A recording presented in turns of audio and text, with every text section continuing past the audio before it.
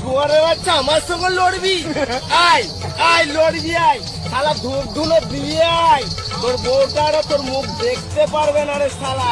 Heavy মাছ sound, এমন sound গাড় ভেঙে দেবে রে শালা, সব চুকে যাবি।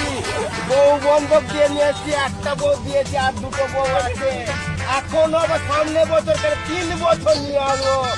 আয় আয় হেভি মাছ সাউন্ড আদা বার করে দেবে একদম। আমি পাপি পাপি মারা চাই করিলা পাপিদের ক্ষমা ভিন্ন রূপী শক্তি